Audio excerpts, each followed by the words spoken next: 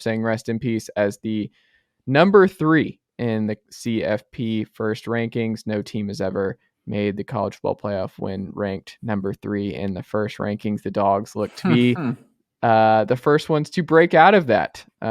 So history is against them. America is against them this Saturday. Just a lot going on for your Dogs. A lot of pressure for Kirby and folks. So much pressure, in fact, that there are Georgia fans getting upset about folks calling them out that Sanford Stadium, not the raucous, scary atmosphere that a lot of folks around.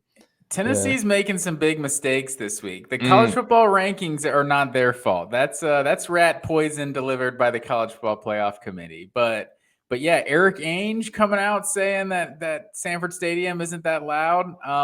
In Eric Ainge's defense, he played in Athens in 2004 and 2006, and honestly, I don't think Sanford Stadium was that loud of a stadium in the early 2000s. But since Kirby took over Georgia, it's a different atmosphere completely, honestly. Like, so I just feel like the number 1 ranking is just that's probably the best thing Kirby Smart could have asked for this week, right? Like, he just he'll use that to motivate his team all week, but not as if they need it for this game. But looking at the rankings, I mean, I'm not going to argue that Tennessee has the best resume of all the teams out there. I think I've heard a lot of people just talking about like, this is just made for TV drama or whatever. But I disagree with that, because if this were made for TV drama, the Georgia-Tennessee ranking is completely inconsequential. Like, it doesn't matter at all. Like, they're going to play literally 4 days from when you made that ranking. Why is Georgia not number 1 and Tennessee number 2? For one, like, let's promote this title fight. Like, the team that just won the championship be number 1, the number 1 contender coming in. Like, I feel like that's the storyline. That's like the poetic justice. Like, Tennessee can prove this week, like, have an amazing season. They can prove this week if they're truly number 1. So I don't know. It's interesting. Like, I'm not going to say that Georgia has a better resume than Tennessee. However, what would you rather? What's better? A 3-point win at home over number 6, or a 46-point win at a neutral site over number 8? And then another one. What's better? A 5-point win over Florida at home, or a 22-point win over Florida at a neutral site?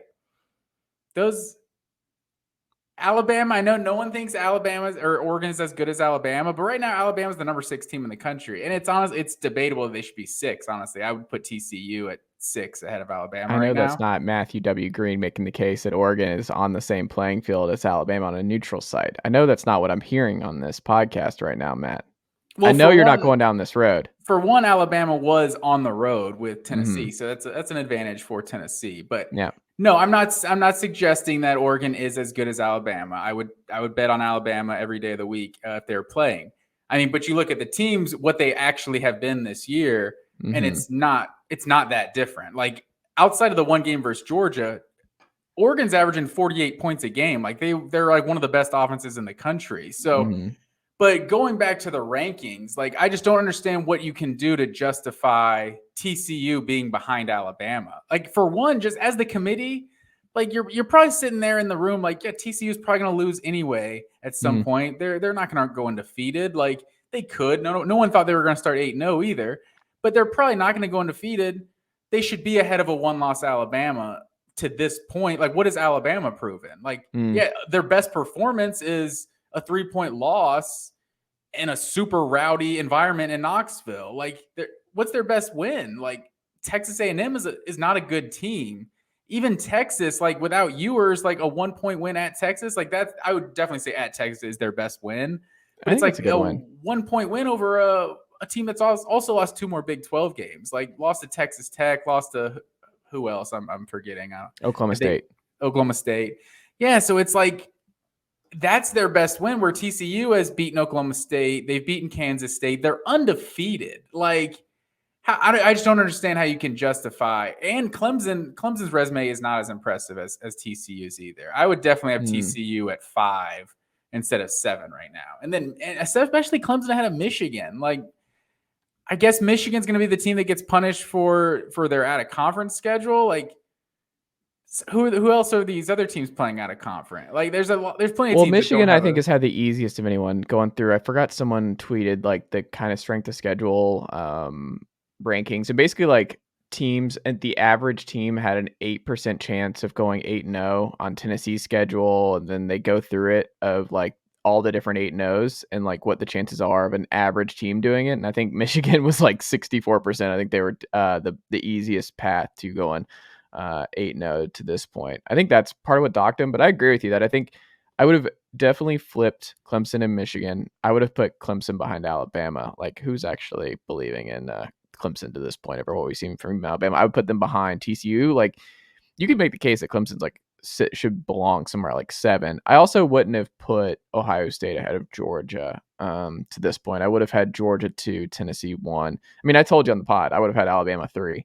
I think people have gone too far, but I understand with the loss, you can't do it. But if their only loss is to right now the college football playoff number 1, then what are we doing? I think we just overcalculate or over penalized Alabama losing by 3 on the road at Neyland in an all-time game. And that's it. Because I think if they had not lost that game and they had won 52-49, I think Alabama is sitting at 1, which makes me question like the whole logic here. It's like if their only loss is a 3-point road loss to your number 1, I don't know how you don't put them in the top 4. I don't know how they don't sit there. No, that's fair, but it's just like that's just not how our college football system works, right? The rest of these teams are unbeaten, and it's not just 4-0, 5-0. Like you're 8-0 at this point. Like that's nothing to just kind of turn your nose up. I think the playoff has the reason I think they should be more bold is I think the playoff committee has the opportunity because they're not beholden to the traditional of like, oh well,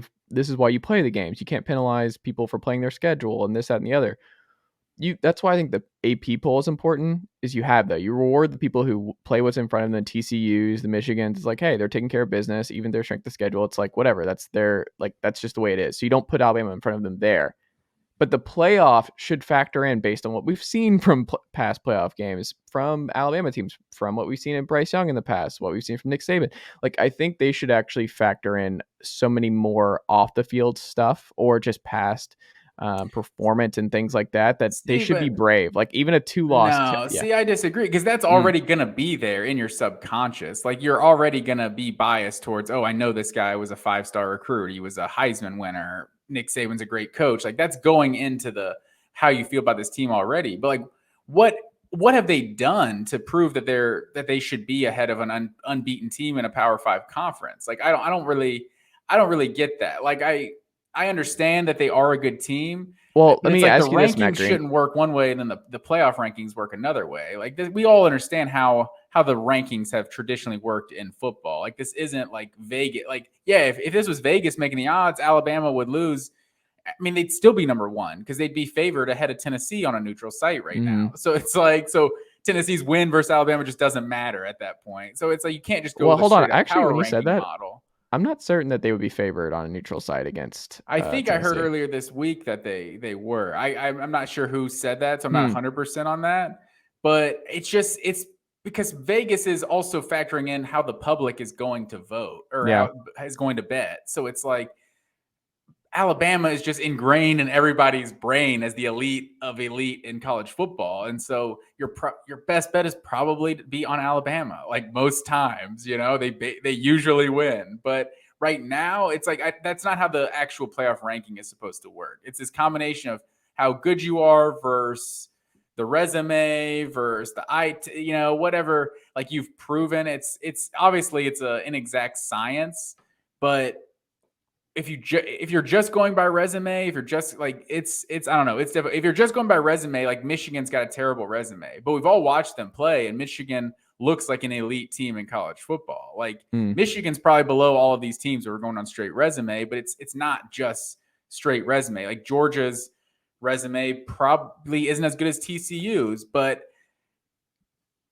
Georgia's looked like a better team more times than not. They're giving up 10 points a game. They're scoring like 43 points a game. Like they've looked like a more dominant team than TCU, even if their second best win is over maybe Florida or at South Carolina by 40 some points or Auburn at home. Like not a great resume, but they have looked dominant. So it's clearly the committee had no problem putting Georgia ahead of a couple of teams that even Clemson's resume might be better than Georgia's. So it's just a very inconsistent logic. Sometimes the resume matters, sometimes the eye test matters, and it's difficult. I just wish, for the purpose of just, like I said, poetic justice, like Tennessee should be 2 right now, Georgia should be 1, and we should set up this heavyweight matchup. Like let them prove on the field. Hold on, I thought you liked the rat poison. Make up your mind, Matt Green. Are they happy that they're number 3, or are they not? No, I'm sure Kirby Smart is happy that they're number 3. But are you happy? Are fans wanting this? They're like, perfect. Now we can. I mean, I don't really care at all. Like literally, it's not even worth a conversation because it's going to be decided in like 2 days, right? So it's not even worth being mad or happy about. But I would think normally in a scenario like this, where a team is 8-0, winning their games by 30 points a game, and they're the defending national champions, I would think normally that team is probably still number 1, especially their one top 10 win. They beat a team by almost 50 points. So it's, I don't know. I don't have a problem with it because I get Tennessee's resume, but I don't know, Ohio State and Georgia, like once you start talking about Ohio State's resume, like how impressive is it really? Like the Penn State win was what established them. Like, oh yeah, they are dominant. Like that's what the chairman or whatever said. Like, oh, that was the big win. It's like the game where they were losing going into the fourth quarter. Like that's probably one of their worst performances all year, even though it's the best team they've played. So dominant fourth quarter and they pulled away, but I don't know. I don't really, there's some inconsistent logic with the committee, but like it'll all work itself out. But I feel like the reason, because it will all work itself out, that's why I feel like you should have rewarded teams what they've done to this point, like a TCU, and they should be at lowest like 5th right now, in my opinion. That's fair. The last thing I'll say on it, by the way, would you like to guess how many times when the college football playoff to this point has featured 2 SEC teams, the final did not feature 2 SEC teams as well? Sorry, say that. What are you saying? When the first rankings had multiple SEC teams? So the final 4. So the final 4 teams that made the college football playoff since its inception. How many times when there have been 2 SEC teams that made it, did the final 2 teams not include 2 SEC teams? I don't even know. 0. So basically, the only 2 times it's happened that 2 SEC teams made the college football playoff, that was the final, was an SEC versus SEC match. And it was the same 2. Georgia and Alabama were the same 2 both times. I think that's interesting. I was going through it because I think we're going to get 2 SEC teams again this year. I don't see the path to 1 SEC team getting in. And that's never happened. They've never gone back-to-back 2 SEC teams in the college football playoff. It hasn't happened yet.